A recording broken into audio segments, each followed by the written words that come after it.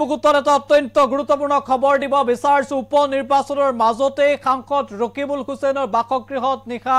দুৰ্বৃত্তৰ গুণ্ডাগিৰি আৰু পুৱাই পৰিয়ালৰ নিৰাপত্তা বিচাৰি থানাত হাজিৰ হ'ল ৰকিবুল হুছেইন আৰু এজাহাৰ দাখিল কৰিলে ৰকিবুল হুছেইনৰ অভিযোগ যে নিশাৰ ভাগত হাতত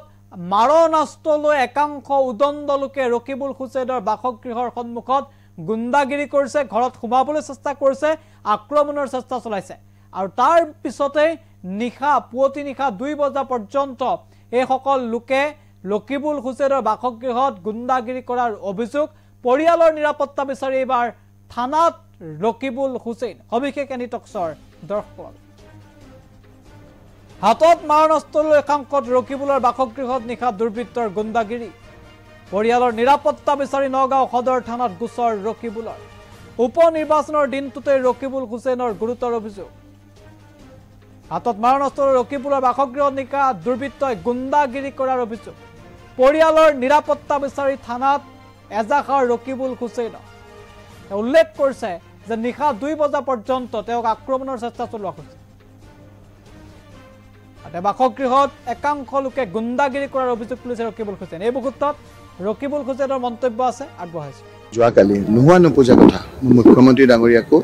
প্ৰায় 2টামান বজাত এটা আপলোড কৰিছো মোৰ নগাঁৱত থকা ঘৰত কেবাজনো লোকে আহি অস্ত্ৰ লৈ বিভিন্ন ধৰণৰ বেয়া কথা কৈ মোক আক্ৰমণ কৰি একদম ক'ব নোৱাৰা কিছুমান কথা কৈছে আজি মই ৰাতিপুৱা ইয়ালৈ আহিবলগীয়া হৈছে আহাৰ আগতে মই নগাঁও সদৰ থানাত মোৰ পৰিয়াল হৈ মই এজাহাৰ দিবলগীয়া হৈছে এজাহাৰৰ কপিটো আপোনালোকে তাত পাব আজি এই ফটোখন আপোনাৰ আপলোড কৰিছে তেওঁলোকে ইয়াত আহাৰ আগত তলত কৰি তেওঁলোকে এইটো মোৰ ঘৰত 1টা বজাত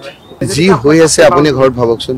ৰাতি মই পৰিয়ালটো ভাগৰে জুগৰে গৈ পেলাই শুই থকা অৱস্থাত 1:30 2টাত যদি তেনেকুৱা অৱস্থা মোৰ জীৱনতো হোৱা নাই তেনেধৰণৰ কথা আমাৰ এইখিনি জেগাত তেনেকুৱা নহয় আজি কি হৈছে কিয় এইবিলাক উদগনি জনাইছে যদি প্ৰথমেই যদি আপোনাৰ শিৱামণি বৰাৰ ঘৰটো আমাৰ যেটো গাড়ী ভাঙিছে হেতুৱে যদি একচন হলহেতেন এটো মানে এনে ধৰণৰ আজি আৰু যোৱাকালি জানে কি কৰিছে মই আপোনাক এটা দেখাম যোৱাকালি মুখ্যমন্ত্ৰী ডাঙৰীয়াই সকলো পৃথিৱীৰ নিয়ম কানুন ভাঙি তেওঁ নিজে কেম্পেইন কৰিছে যোৱাকালি নিৰ্বাচনী বিধি সম্পূৰ্ণৰূপে ভংগ কৰি ৰাতি তাকো 2টা বজাত তেওঁ এজন মানুহ পঠিয়াই দিছে কেনেকৈ ঘৰৰ পৰা ওলাই তেওঁ গৈছে তেওঁ যেটো কৰিছে এইফালে তেওঁ পুৰা এজেন্সি লগাই বিভিন্ন অফিচাৰ লগাই বিভিন্ন জনৰ ঘৰ ৰেড কৰিছে আৰু আপোনাৰ বিভিন্ন জনৰ ঘৰ আপোনাৰ ৰেড কৰিছে ৰেড কৰাৰ উপৰিও মুখ্যমন্ত্ৰী ডাঙৰীয়াই আপোনাৰ ৰাতি 1টা বজাত তেওঁ ভিডিঅ' কল কৰি কেম্পেইন কৰিছে যে এটো সবতে ওলাইছে এটো মই আপোনালোকক দেখাই দিম এটো ভিডিঅ' কল কৰি তেওঁলোকে মুখ্যমন্ত্ৰী ডাঙৰীয়াই আজি আপোনালোকে সকলোৱে ওলাবই আৰু মই কালি এই ঘটনাটোৰ পিছত মাননীয় মুখ্যমন্ত্ৰী ডাঙৰীয়া মই নিজে 2টা বজাত এটা ৰিকুৱেষ্ট কৰিছো যে মোৰ ঘৰত থকা এই কথাটো অকমান আপুনি চাব লাগে মই ৰাতি এই ভিডিঅ'টো আপলোড কৰিছো আৰু 2:26 এজন মুখ্যমন্ত্ৰীক দিছো সোশ্যাল মিডিয়া নহয় মই নিজৰ হোৱাটছআপত তেওঁ ৰিকুৱেষ্ট কৰিছো নিজৰ পাৰ্সোনেল নম্বৰত মই কৈছো যে মোৰ সিকিউৰিটিৰ কাৰণে 2:26 গতিকে 11/20/24 at about 1 a.m.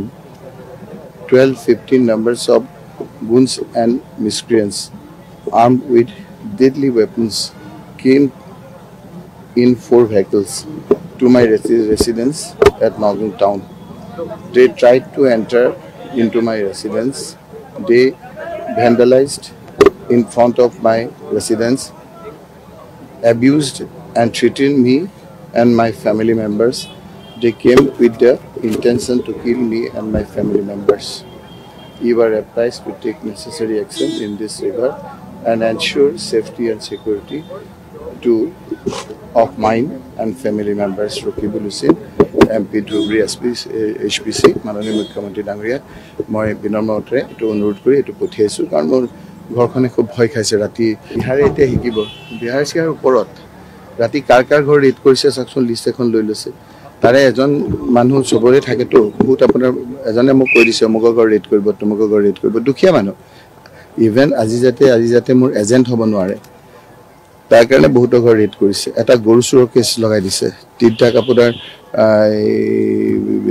কোনো নাই তেওঁ চিৰু নামৰ চিৰাজুদ্দিন বুলি মানুহটো ঘৰ যেটো লগাইছে কোনো ধৰণৰ ইনসিডেন্টৰ লগত জড়িত কোনো কেম্পেইনিংতো আপোনাৰ বহুত দূৰ তেওঁকো আপোনাৰ নি এনেকুৱা ধৰণৰ 109 লগাইছে attempt to murder কেছত আসামি বনাইছে গতিকে এই ধৰণৰ কাম এজনেই কৰিব পাৰে পৃথিৱীত এজন হ'ল আমাৰ মাননীয়